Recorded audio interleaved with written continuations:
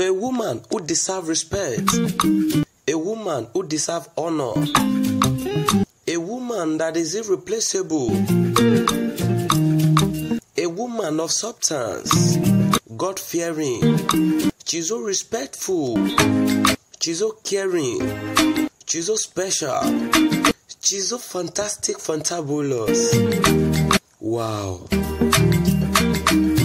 Happy birthday to our Amiable celebrant, Olubisi Aya Adebayo, a woman with a heart of gold.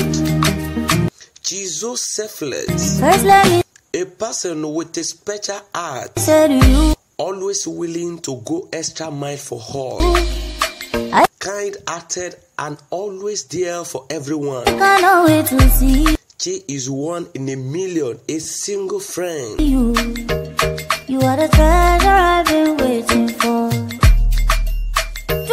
A single friend that is more than 1,000 friends. Do you know? So protective.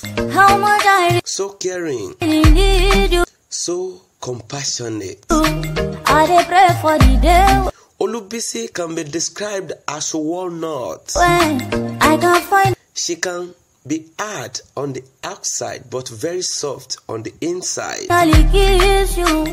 You know, say every day I dey pray for you. At the same time, Oh, Olubisi can be described as a grapes. in my heart today Very soft on the inside and soft on the outside. is a permanent place for you. I am sure that people that knows her well will relate to this. That's why my heart is a beat like do. To our Amiable celebrant, your children call you blessed, and your husband truly blessed the day he met you. Cause now you are true, so I am familiar. No fair. To Ìyáàfin Adébáyọ̀ Olúbísí Olúbùnmi, I sing for you, wanna be like you do. irreplaceable Olórí of Adébáyọ̀ today, Ne Ogundiran, Baby, now you are from Anikulapo compound, Fiditi in Afijo local government of Oyo State. good because I am familiar. You know now, irreplaceable daughter of late Major Ogundiran Peter Ogunlade retired. Fún ọlọ́jọ́ ìbí tòní, tí bá mi Èdùmàrè òkè tún dá sí nínú ayọ̀ àti àlàáfíà tí kò ní ìdíwọ̀n.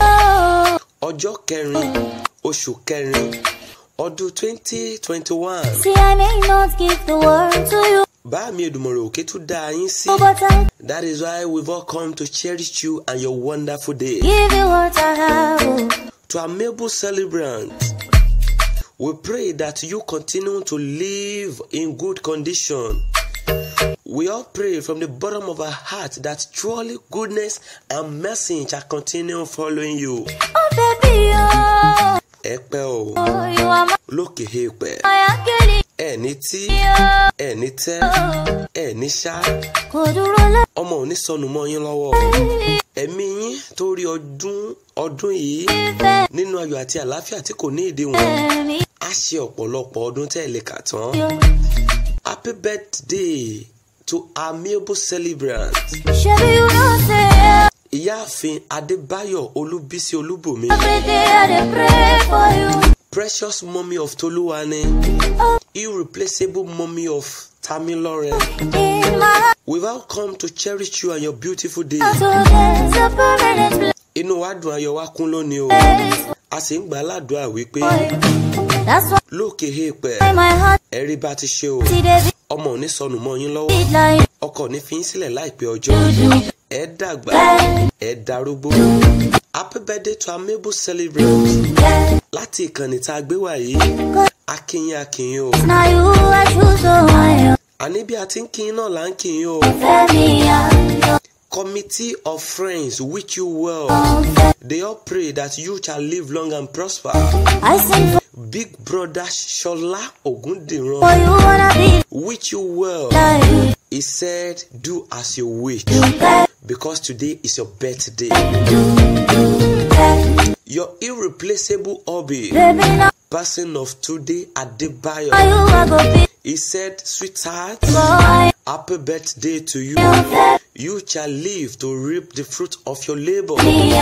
Ara òní ni yín o, ẹ ò sì ní bá wọn rí ìnira.